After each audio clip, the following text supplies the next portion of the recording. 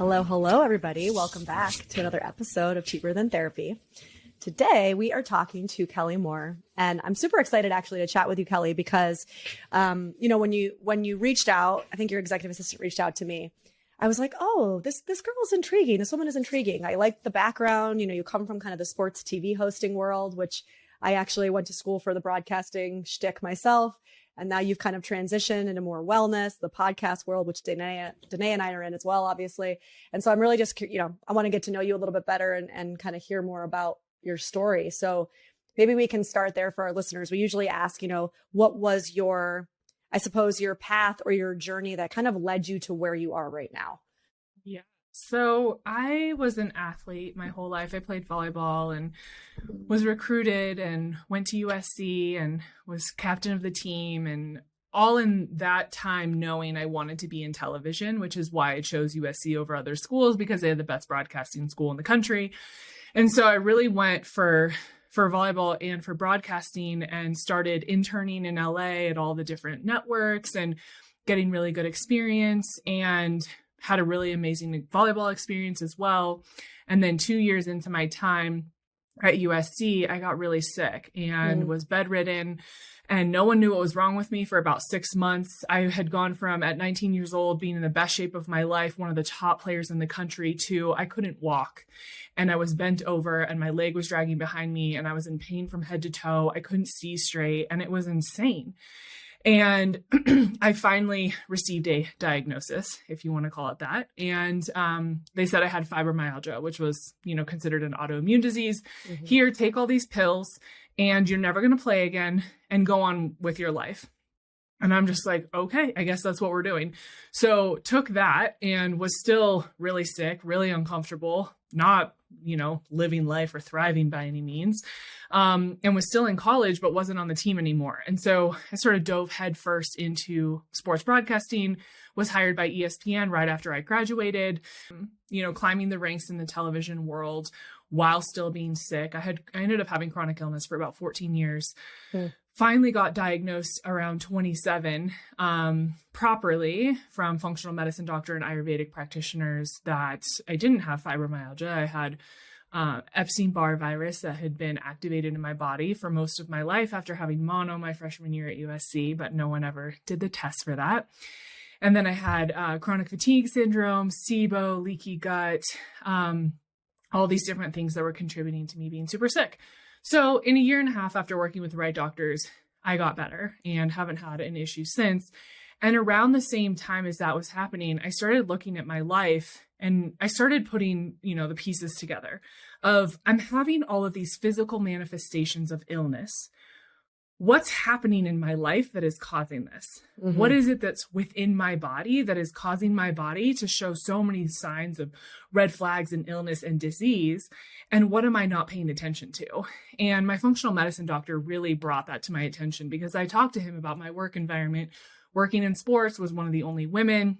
I was a, 20-something-year-old girl trying to make it, being told you don't dress slutty enough, you dress too slutty, make sure this guy likes you. It's fine if you're sexually assaulted, don't worry about it. And so I just was in this toxic environment with a mother who raised me very manipulatively and narcissistically. And so I was super codependent and was a people pleaser and just tried to live my life for everyone else. And so in my late 20s, I just started to have all these aha moments, and I had started to dive into personal development and spirituality and started to just ask questions I never had before. Mm-hmm. And I was sexually assaulted by a colleague, came forward about that publicly, ended my career because of that, and just realized I can't keep living in this cycle of toxicity and doing things for other people and betraying myself, because I know that that's what's affecting my body. And so during the healing journey, left my job and I started over. And so when I started over, I started the podcast. I really wanted to create female community. I wanted to have conversations and create resources for women to know that alternative healing existed, that you don't have to keep doing things that people tell you you're supposed to. And just this sense of like freedom overcame me. And I wanted to share that narrative with other women because I had never really been exposed to that until my late 20s, early 30s. And it just sort of evolved over time, and, sexual awakenings and relationships and all the things that have come Which, over by the way, we want to get years. into. Oh, yes. Happy to. And all those things. And then starting our podcast network with my now husband, getting married. I'm pregnant now. So that's sort of the short, long story. So Kelli, when you said that the assault happened and that you ended up leaving, was that your choice to leave, or was that the company that you were working for at the time? Will you say more about that? Yeah, I mean, I knew that coming forward was basically going to get me blacklisted from the industry. At the same point, I also knew I didn't want to be in it anymore. I don't even fucking like sports, if we're being honest. So I was like, why am I doing this? But again, the people pleaser in me was like, I lived my mom's dream. She always wanted to be a sports reporter. And I worked with all of her heroes, and I had sit down interviews with Magic Johnson and, worked with a lot of people that she looked up to her whole life. And so I think I just kept doing it because I got so much attention. I was the hot young girl on TV, and my mom was so proud of me, and I'm Kelli's mom, the whole thing. And I just was like, this isn't for me. I don't even like this. Who the fuck cares about home runs? The guys don't even care. They don't even want to talk, And so it's like, it just felt kind of stupid, if I'm being honest. And I didn't feel like I was making an impact on anyone's life other than being in a clubhouse and talking to the guys about real issues, not about how the game was, but about their wife who left them or their daughter who had an eating disorder. That's the kind of stuff that lit me up because I was supportive for them.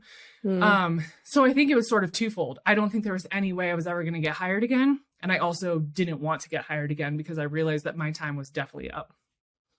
Go out with a bang. I like it. Yeah. And it just never ceases to amaze me that I know, right? Where we are, and that there's still like these blacklistings or, like secrets that, I don't know. Just well, to that point, it was so crazy to me because I think as women, we do this especially. We always think it's just us. I'm like, it must have just been me, right? And I received hundreds of DMs from women in the industry who have been raped, assaulted, treated really horribly. And they all said, like, I can't come forward and I can't say anything because I know I'm going to lose my job. And it was sort of, in a kind of fucked up way, comforting because I was like, oh, it's not just me. I'm not crazy.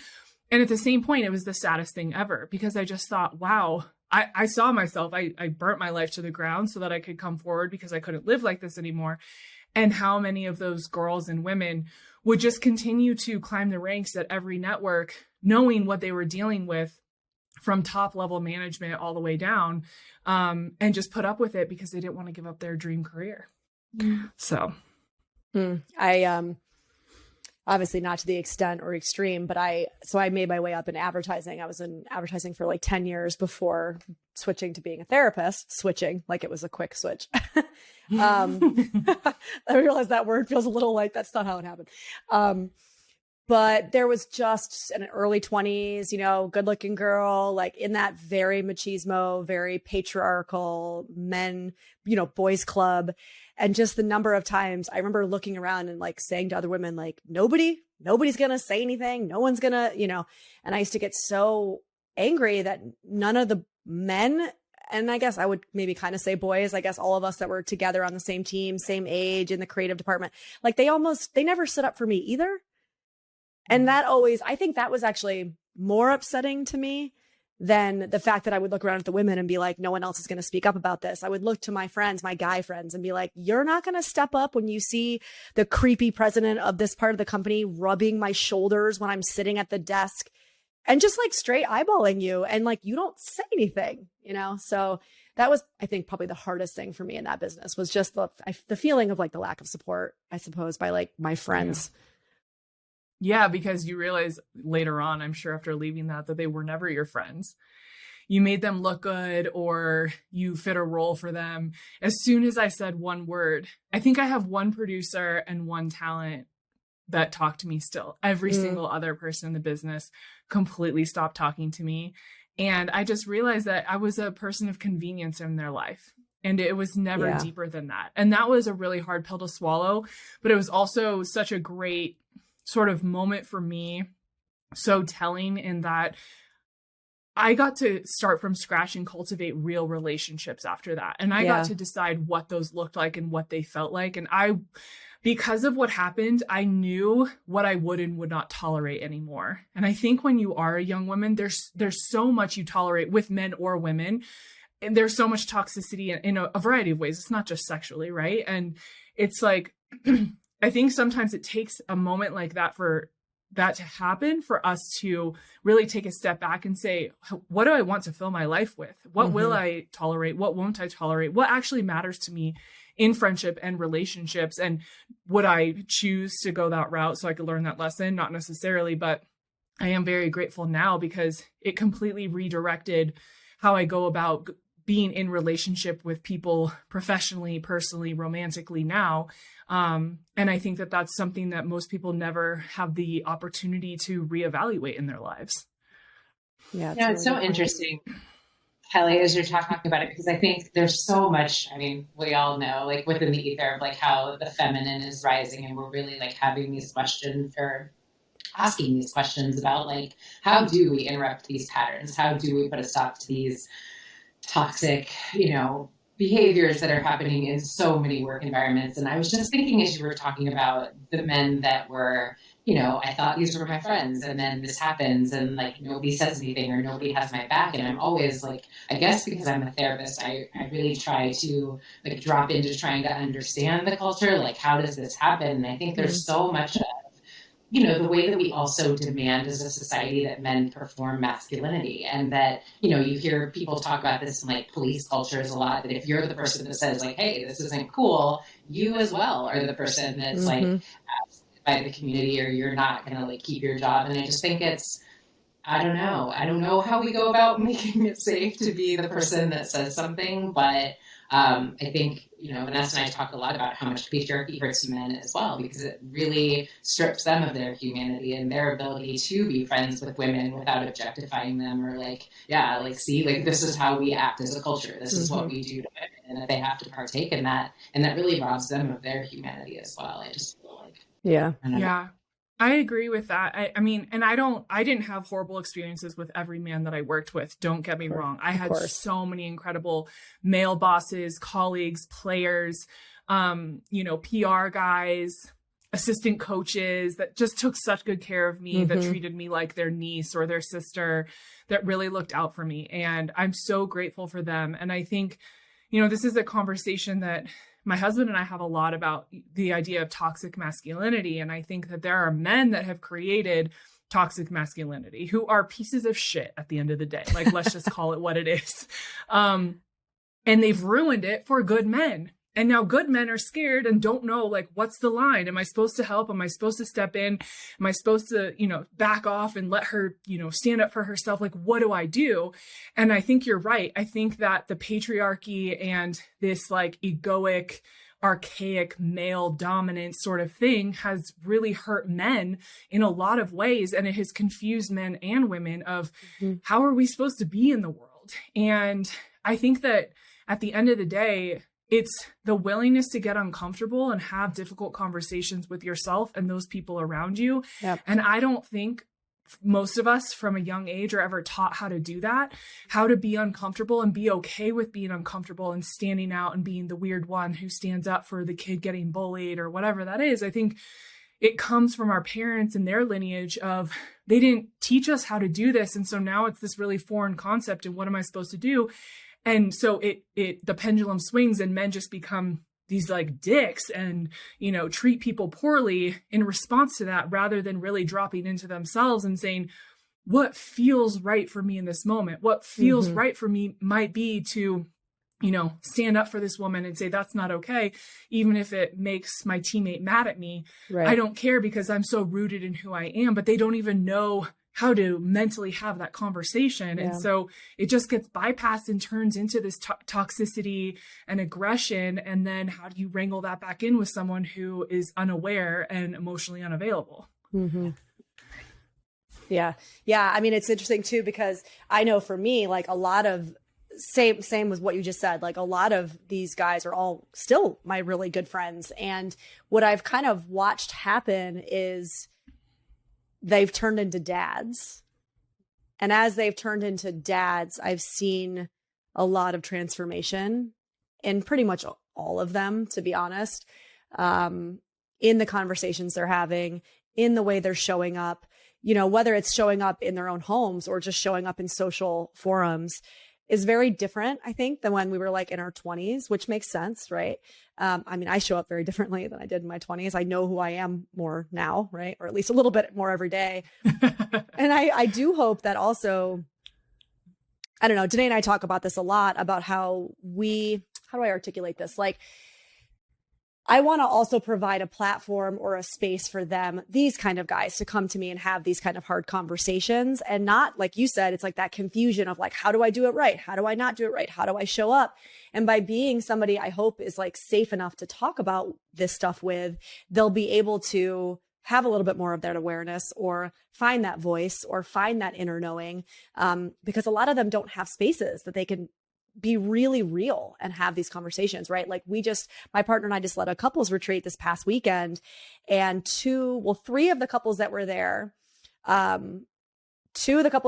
both men, Latino, one ex-cop, and to see them show up in the ways that they were showing up and asking the questions that they were asking, and really challenging a lot of these kind of cultural narratives, right? And cultural like boxes that they're put in, was so refreshing and so beautiful. And they all, both of those guys in particular, expressed like, it's being able to have this like format of circle and community and other men that are here asking and challenging themselves, that then allows me to feel safe enough to do the same. And also they said the same thing for the women. But anyway, I just think that that's also part of this, right? Is like us creating these spaces to have these conversations, or for them too. Yeah, I think safety is such an important aspect of all of this. And I'm preaching the choir here to both of you, but I even witnessed this in my husband. He was, both of his parents were addicts, left him at 5 years old. He was raised by his grandparents, very small town Texas. And he, had a really tough time with both trusting men and women. And he, up until this day, has had a really hard time making male friends and feeling like he can be vulnerable and connect with them. And then he's never really had healthy relationships with women. And our relationship is the first time where I think he has felt safe enough to explore parts of himself he never has before, and to ask questions he never has, and to say, I don't know, like something is wrong, I'm upset. And instead of, flipping the switch and just getting super angry, really asking himself what's wrong. I don't think most men get to a point in their lives where they feel that safety. Mm-hmm. And there is, the mommy and daddy issue memes like across the board. Most of them are probably pretty accurate. I have my own issues with my parents. I think that's most of us are dealing with that. And that frames the way we show up in the world, and right, the way we relate to both men and women. And I think until you can find some sort of safety in your life where you do feel like, I can bring up these topics that are confusing or uncomfortable for me, then the work can't be done, because you just don't feel safe to even open up. And so then you just go back to these old patterns and belief systems that weren't even created by you, but you're just perpetuating the same cycles. And then we hand it down to our kids, and here we are. Kelli, I love that you brought that up, because I think that's something that we don't talk about very often, is how little men feel safety with other men, or how rarely they feel safety with other men. And that's such a consistent theme I hear in the men that I work with. And these are men that are actively seeking therapy, but if I feel like, and there's so many ways that I do think that we as women have been socialized to perpetuate some of these patriarchal ways of holding what a man needs to be, and man up, and like all of these things that like we're often holding our husbands and our partners in these ways as well. And so there's literally nowhere for them to go a lot of times to cultivate these tools that you're talking about. Like, we as women are socialized to do a lot of this connecting with our friends, have these conversations from very young. But a lot of times we're saying like, stop being toxic without any sort of a guideline on what that means or how to do that. It's like, go fly that jet. And they're like, I don't know how to fly a jet. Like, what?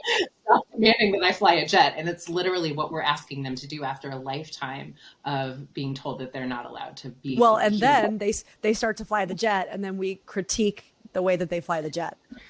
Yeah. 100%. It's being pregnant has been really interesting, because my husband is an incredibly sensitive, teddy bear of a man, but he has this very hard exterior as a protective mechanism. Like, it's pretty clear. And he doesn't really know how to tap into holding space or letting me be super emotional. And we went through IVF. So I was a raging psycho for much of this year on hormones, and then getting pregnant extra. And it's been interesting watching him learn how to drop into being sensitive and hold space and not need to run in and fix. And it really has been such a learning curve for him. And I'm so proud of him, because not that he's the best at it, but he's really leaned into, okay, what could I do differently? Or how could I show up for Kelli? Or how can I listen to what she needs right now? And yeah, sometimes it does take us getting in a fight and me getting really upset for him to hear me. And I understand that it takes that sometimes, but I'm just so impressed with the way he's responded and has allowed himself to grow in that way. And again, I think it comes back to safety, and it comes back to men having a space where they can learn and screw up and try again and just keep doing it. And not that I want to mother him or always have to hold space for him to learn and go through his process.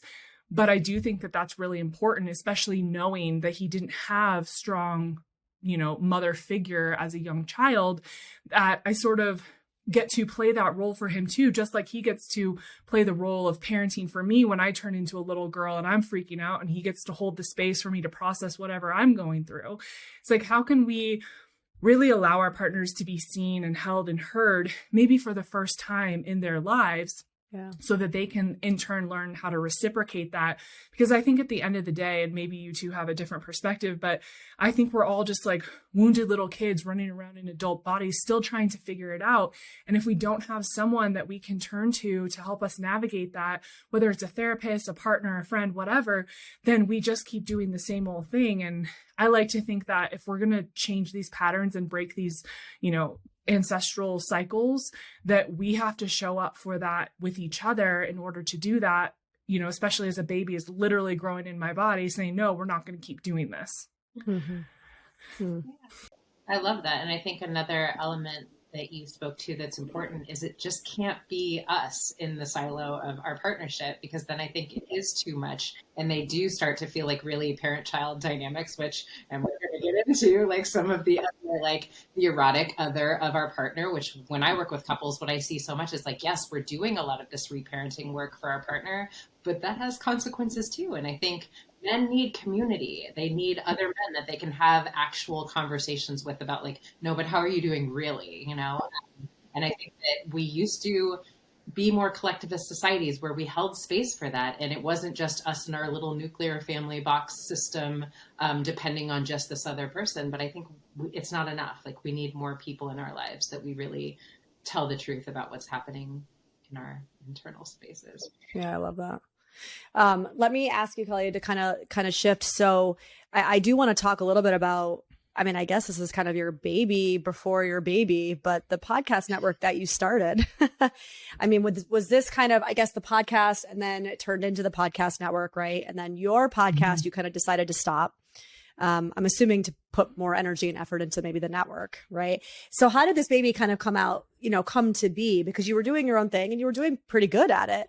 And then was it just kind of this desire to like amplify other voices? Yeah, so I had someone ask me about my why for everything I do when I was on a podcast, I think last month. And it was so cool for me to reflect on this. I realized in that moment that my why is because I don't want people to feel alone and isolated. And I was suicidal when I was 12. And I came home from school in 7th grade, the first week of school. And I just kept telling my mom, and luckily she had created a dynamic where I could talk to her. And I said, I don't want to live anymore. I just keep having these thoughts about killing myself. And, she didn't really know what to do other than, I hear you. And she took me to the counselor and immediately. And the next week they had jumped me up to 8th grade. And it was so good for me because I didn't fit in. I was 6'1" at 11 years old. I was a really good volleyball player. I was a really good student. And I wasn't challenged. And it was just really hard for me. And all my friends were older. And so everything comes back to that experience for me. It's so important for me for people to feel like they belong, like they have community, like they're okay just as they are. And when I started the podcast initially, I really did start over. I had to find people in wellness, people in podcasting, people were having these kinds of conversations because I only knew people in sports and I basically had no female friends because I didn't have a life and I only worked with men. And so I just realized how important it was for me to have community. And at the same time, I was working with a podcast production company that just didn't care about anything beyond the transactional relationship of let me just edit your podcast and here you go. There was no sort of, let me hold your vision or let me help you strategize or, hey, so-and-so just took off and their podcast is doing amazing. Let me connect you or this is what they did to help. And I just thought that was kind of bullshit, to be honest. And I had just come out of a place where people didn't help you unless you could do something for them. And I wanted to change that narrative because I realized if I was going to have community and real relationships, there has to be some sense of helping each other and transparency. And so I came together with my now husband and a girl who had worked at the production company that I had been at. And she's now our COO. And we created the foundation for Soulfire, which is all about community and transparency and supporting podcasters in their growth. And so we really wanted to take out all the logistics from the creators because I knew I had like 4 different teams working on my show, you know, creating artwork and then marketing and the actual podcast itself. And I felt like I was babysitting everyone and nothing was cohesive and it was just a full-time job. And I just thought there has to be a better way. You're preaching to the choir again on that one. Yeah. So I was like, there has to be a better way. So we just basically took everything in-house. So we do everything now. We create everything, all the assets for you. We edit, we create all the marketing materials, all the videos. We strategize, we do analysis calls. We look at your business holistically, how the podcast supports you. We do consulting calls. We do everything. And I love it because at the end of the day, it's a group of people with a like-minded vision that we want to have conversations that really push boundaries and shift the narrative that has been, you know, pressed upon us for so long. Most of our shows are in personal development, spirituality, sexuality, and they really go off and they say the thing that you're quote unquote not supposed to say. And I love that. You know, we saw that Love Like Hell, Christy and Rainier were on your network and they're loves of ours. We've had Rainier on twice. We had Christy on once and we just, I want to eat them up. Yeah, they're the best. I love them so much. Okay. So I want to take another hard turn because this is something Dene and I were kind of like chomping at the bit to talk to you about. So one of the things that we saw as kind of a point that you would be willing to talk about, right, is this idea of bisexuality and non-monogamy in your relationship. And I don't know if you've talked about this recently since being pregnant. So I don't know if it's going to be an interesting conversation to have or more interesting conversation to have now that you're on this path, you know, this specific path, journey, point of your path. There we go. But I guess where does that play in, right? Like, was this part of kind of a larger awakening? I'm assuming I'm not even going to go there. You tell me kind of where does that fit in? Yeah. So when I first met Connor, we had been dating for a couple months and I had just done my first ayahuasca experience. I had just come out of a long relationship. I had had an abortion. I, you know, had quit my job. I had burnt everything to the ground. I was like this little baby phoenix rising and like figuring out what I wanted to do with my life and, asking a lot of really hard, uncomfortable questions about what was true for me, what I had been taught, and what needed to change. And something that kept coming up was this desire for women and attraction to women. And I started to put a few pieces of the puzzle together, like when I was in college, if I drank enough tequila, I'd end up making out with a girl. Or, you know, one time I was at this party with a friend of mine and she and I ended up staying at our friend's house and we slept in the same bed. And the next morning when we woke up, she looked at me and she was like, do you remember what you did to me last night? And I was like, what do you mean? And she was like, you were just snuggling me and touching me and doing all the things. And I was like, oh my God, I'm so sorry. She's like, no, it was totally fine, but I just think you should know you were doing this. And so it was moments like that where I had this like deep desire to be with women, but I had to be completely inebriated to even think about what that would look like. And so when Connor and I started dating, I knew he was super open-minded. We met through our podcast. I had listened to almost all of his shows and fallen in love with him through that. So I knew his personality and I knew he'd be open to this conversation. And I just said, I'm having these feelings. I don't really know what to do with them, but I wanted to let you know. And so he really helped me sort of process what that looked like, because I felt, I was raised Catholic by conservative parents in a small town in Southern California. And I didn't even know what bisexual was until a few years ago. And I didn't know that alternative relationship styles were a thing. And so it was very overwhelming. I felt a lot of shame. My whole thing, my entire life was, my biggest fear was disappointing my parents. And all I could think about was, you're going to disappoint your parents. You're disgusting. What's wrong with you? Mm-hmm. And so he really did such an amazing job of holding the space for me to figure out what this even meant. And then shortly thereafter, we'd had a lot of conversations and he brought forward, like, I've wanted to be in a relationship with a woman who is interested in having different experiences, whether she's bisexual or just like open to some sort of non-monogamous relationship. So then we had to go down that whole fucking rabbit hole. And I learned real quick who like Chris Ryan was and open relationships and non-monogamy. And I'm like, oh my God, this is a lot. I think I'm going to have a panic attack. Because I'm a serial monogamist and I don't even know what this means. And I have the most jealous bone in every part of my body. And so then we went down that rabbit hole and just had a lot of uncomfortable conversations and a lot of self-discovery. And then probably 6 months into all of this, finally had our first experience with someone else. She was a really good friend of mine. So it was super safe. I felt really comfortable and it was awesome. And I remember thinking afterwards, first of all, that was so much easier and more flowy than I ever thought it would be. And second, I need more of this, because that felt like it fulfilled a part of me that had been so empty and so suppressed forever. And so that's sort of how it came to be. I have so many questions. I'm looking at today's face like, are you going to say something?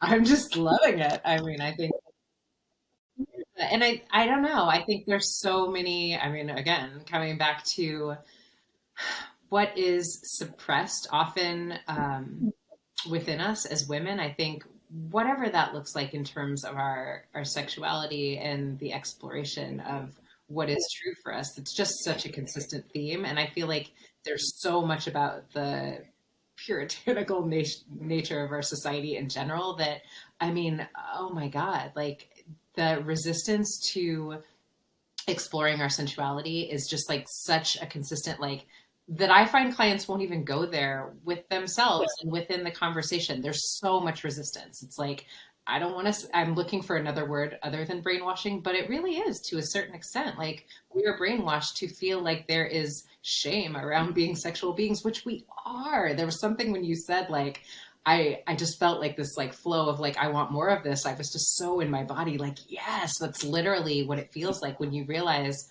something that has been dormant for so long is just liberated is the only word that comes to mind. It's beautiful. Thank you. Yeah. And I love that you kind of found a partner that was, I don't want to say willing to, because that almost feels like a little bit like permission giving, but I suppose maybe had enough insight into himself, especially as, I mean, a male, I mean, based on what we were talking about, right, in this society, to be able to say, like, I want to explore this, but I want to explore it within the structure of a partnership, right? And it sounds like you guys have a pretty like open, vulnerable, committed relationship, and you're both open to having these kind of conversations. I'm curious when you said you have all these jealous bones in your body, because I've talked about this like almost like a desire of myself to explore some of this, but I'm like very not jealous, like almost to the other extreme where like I'm a bit avoidant about it, where I'm like, I feel zero jealousy about anything. And I know I have a lot of work to do in that. Oh my God, can I have some of that, please? I know. We could share a little bit. I probably could take a little bit of yours, because I feel like sometimes my partners or my friends even might want me to feel a little bit like jealous and protective. And I'm like, whatever, do you, but what was that like for you, kind of having this jealous bone? Because I'm assuming you had to do some work around that. Yeah. Yeah. You're like, to say the least. Oh girl, we still in it. Okay. Okay. Good to know. Yeah. This is a lifelong thing for me. I think, I've gotten a lot better being pregnant and super primal and protective of my relationship, and his baby is inside of me, and all the hormones definitely brought back a lot of my insecurities and jealousy that I thought I had worked through.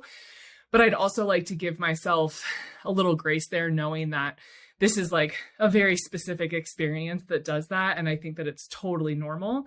But God, I mean, jealousy is such a bitch, and I understand its role, and I think it is important, and I think it teaches us a lot about ourselves, and it shows us where we get to do work. It can also show us, red flags and things that make us uncomfortable and things that are no's for us. And I get all that. I'm here for all of that. I don't believe in bypassing any of that. And I think that jealousy is a valid emotion and part of the human experience. And for me, jealousy is so deeply rooted in my abandonment wound that I have had to sit with the feeling of not being enough, not lovable, and what if they leave me, over and over and over and over again. And that is not Connor's problem. And Connor hasn't done anything to make that be a problem, right? But I came into the experience with that belief system and pattern in my body.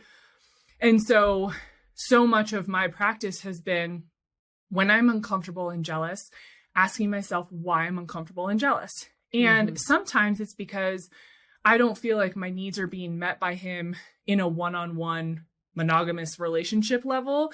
And so when he goes and, talks about another woman, or we have an experience with another woman, and I feel like she's getting the attention or whatever it is, I feel like I'm not getting one-on-one with him, then we have to address, okay, what does our relationship look like? And what is it that I need from you or from myself to feel safe and comfortable in exploring this other experience? Yes. And that's something that I speak to so much, is radical honesty and being willing, again, to have hard conversations with myself, because I think that so often we're just not willing to ask these questions, and because we don't want to hear the answer.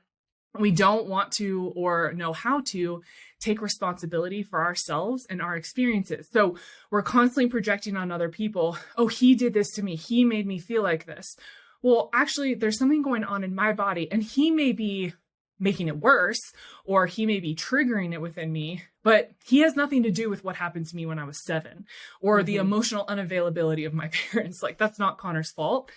And so I keep coming back to, what is my responsibility here? How can I voice my discomfort and say, hey, when you did this, like one time he was having sex with a girl on a couch and I was on the bed, and it made me very uncomfortable and insecure and made me feel like I was being left out.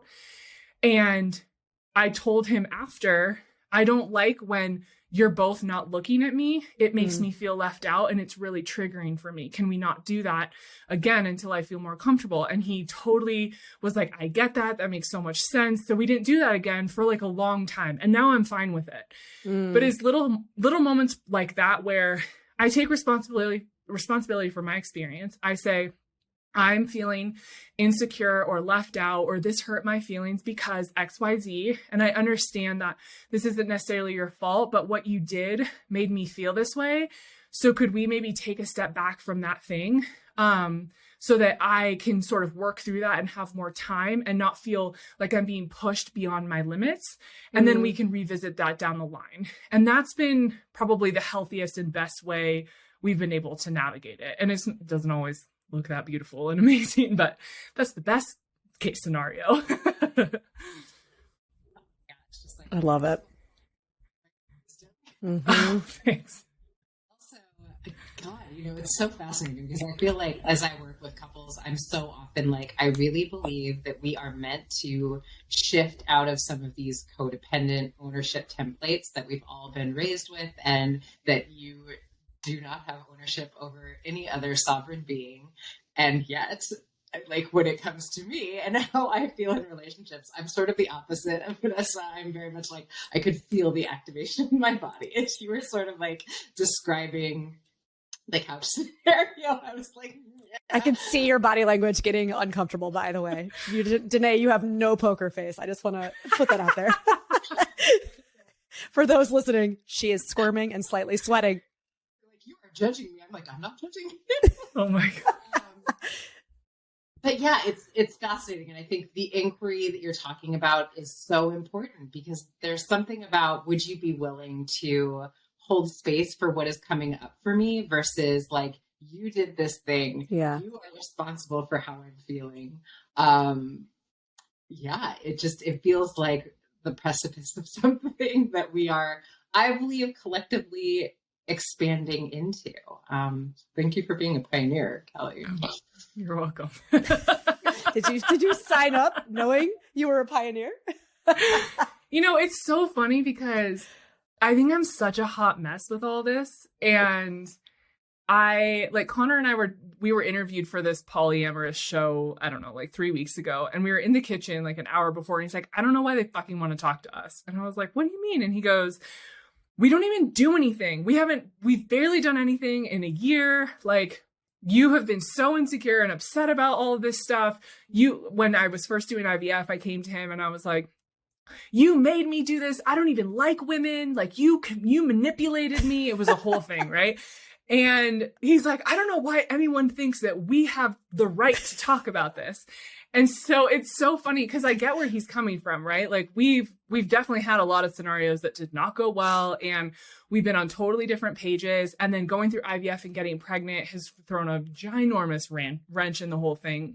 He and I barely have sex anymore, let alone having someone else come in. So it's so funny because I think I'm like, we're so bad at this, but I actually think that we're a lot better than we give ourselves credit for, because we're even willing, solely because we're willing to have the hard conversations. Yes. And we're willing to share desires, and we're willing to say, like, I really like watching Connor have sex with other women. It is such a thing for me. I really enjoy it. And I said to him the other day, I was like explaining the scenario to him, and he was like, he was laughing at me, and I was like, does this make me weird or a bad person? He was like, that you like to watch your husband fuck other women? Yeah, you're a fucking freak. And he was just like making fun of me.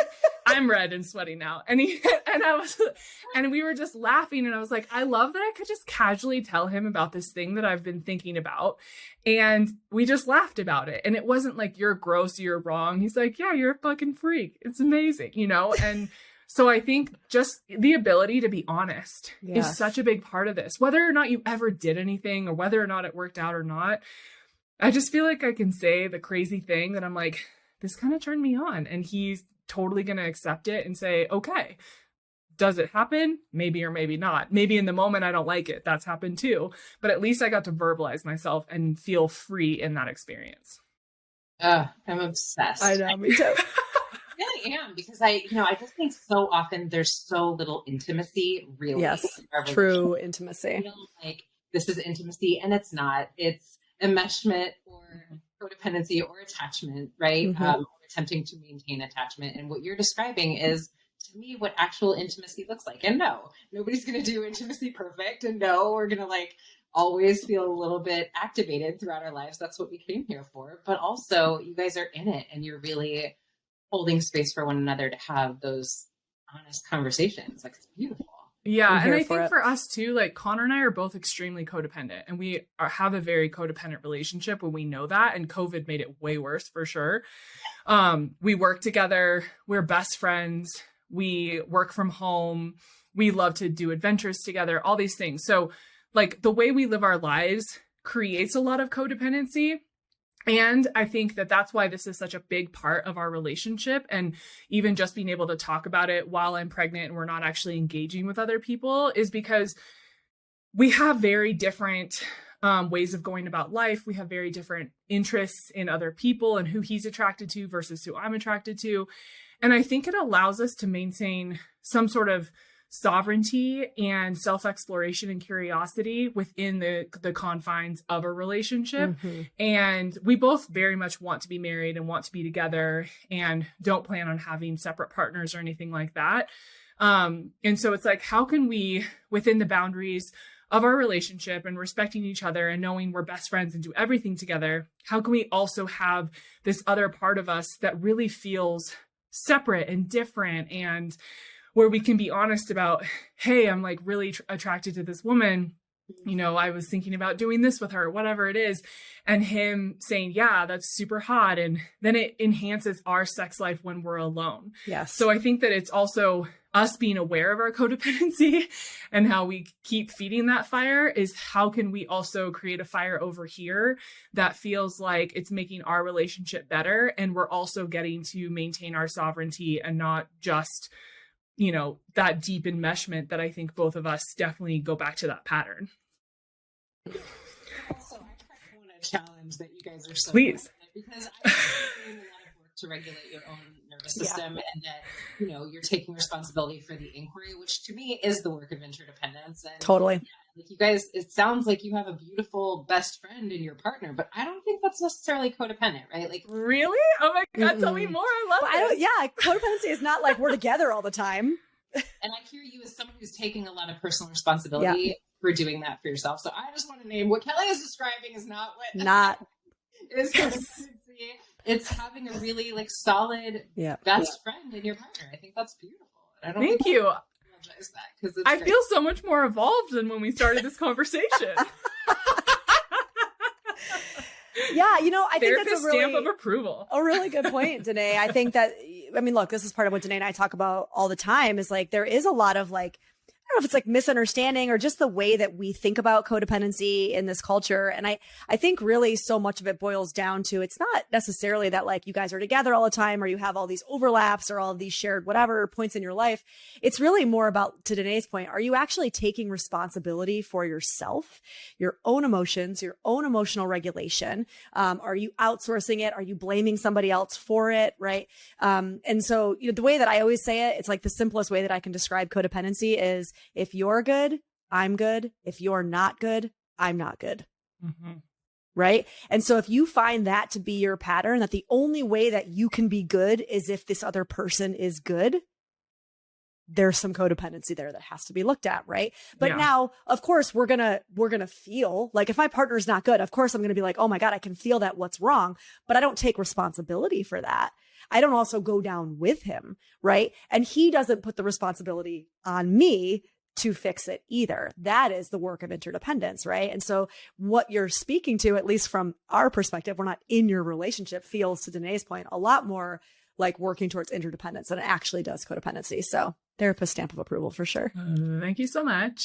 Yeah, I think that's something we worked on a lot too, is because we did that a lot. It was like, if you're good, I'm good. If you're not, I'm fucked up. And I think that understanding how the other person communicates and how they're best communicated with has really helped us with that. So, my response every time Connor would be upset is to like get in his face and hold him and let's talk about it and ask him a million questions. And then he would get super defensive and he would start yelling. It was like this whole dynamic. And one day I finally realized he needs space. So he would be on the couch and we'd be having, you know, whatever, he'd be all upset. And I would just pull up a chair and I would sit across from him, give him like 10 feet of space. I wouldn't stand over him or hover him. I wouldn't try and touch him. And all of a sudden, all of his barriers came down and he'd be like, this is what's bothering me and blah, blah, blah. And I would just listen. I wouldn't ask questions. I would just let him talk. And he started to realize that when I would be upset, rather than get upset with me, I usually just want to be held and told it's okay. And so he would just come in and be like, I hear you, like hold me, let me cry on his shoulder. And we would just move through things so much faster. So we didn't have to meet the other person where they were, especially if I'm having a great day and he's fucking hostile as shit. And I'm like, oh, here we go. I could just maintain me being good and just sit across from him and let him voice whatever. And then he feels heard. And then we move through it, and vice versa, same thing. And that really allowed us to maintain, again, our sovereignty and our own experience and not deep dive with the other person. And it sort of started healing a lot of those wounds of neither of us ever feeling seen or heard when we were younger.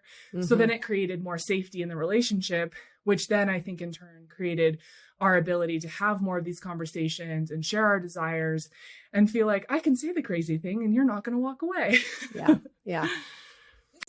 Attunement is blowing my mind, first of all. And I'm really glad that you came on, Kelli, because I feel like a lot of times the pushback that Vanessa and I get with what we talk about in terms of relationships is that we're sort of like advocating for hyper independence, which we are not. But I don't think we have a ton of models societally of what it looks like to be in the work and to actually still really be connected and loving my partner well, but actually loving the person who's in front of me and like tuning into what would loving them well be and feel like. And so, I mean, you guys are amazing. This is just like blowing my mind, and for coming and articulating what an example of that really sounds like. You know, I think it's important that we hear more examples of that. Okay, we have a lightning round of questions that we ask all of our guests. I know you have, we want to be respectful of your time because I know you have a hard stop. So let's dive into those. And then also I want to make sure that our listeners know where to find you and where they can connect with you and all that jazz. So Cool. you want to kick it off? No, we want to keep you. Okay, so we want to keep you. Then, greatest teachers, mentors, people that have inspired you along your journey up to this point, Kelli. Did you say who are they? I'm sorry, I missed the beginning. God, yeah. I mean, I would say my mom, definitely one of my greatest teachers, although our relationship was really difficult. She passed away a couple years ago. Really difficult. It really shaped who I am in so many ways. And I still feel deeply connected to her, and learn from her still in the way I show up in the world, and becoming a mother and all of those things. And then, I had this amazing fourth grade teacher named Mrs. Jones, and this is something that happened in her class is something that still affects me on a daily basis. I remember I didn't want to raise my hand in class one day. I didn't understand something she said, and I didn't want to raise my hand because I didn't want to feel dumb. I really don't like feeling dumb, and I usually am the one with the answers. So I walked up to her after class and I said, can you explain whatever to me because I didn't understand? And she said, why didn't you raise your hand when I said, does anyone have any questions? I said, because I didn't want people to think that I was dumb. And she said, Kelli, you're the smartest person in my class. You have the best grades. And if you don't raise your hand, don't you think that everyone else probably has the same question? So if you don't raise your hand, how are you going to help anybody also have an answer? And so that really shaped the way I show up. I'm always the first to raise my hand if I don't understand something, because I realize that if I don't understand it, most likely someone else doesn't either. That made me emotional. I know. It was amazing. Go, Mrs. Jones. Yeah. She was like 4'11". You guys, this is such an aside, but she was like 4'11". It was fourth grade. So I was probably 5'10", and they had to bring me in a desk from the high school. And I had this tiny little teacher, and then I had this desk that was like 5 inches higher than everybody else's. And I also had transition lenses and a unibrow and braces. I was really amazing. So thank God for Mrs. Jones. Yeah, and then I would say Connor. Connor is my greatest teacher, my greatest mirror, and he pisses me off on a daily basis. And I wouldn't have it any other way because he just shows me so much of myself and where I get to look more deeply within myself to free myself of old patterns. And Connor has really shown me how to have fun, and that I get to be fun, and that I don't have to have a stick up my ass all the time, and that life doesn't have to look the way I thought it did. It can be even more amazing.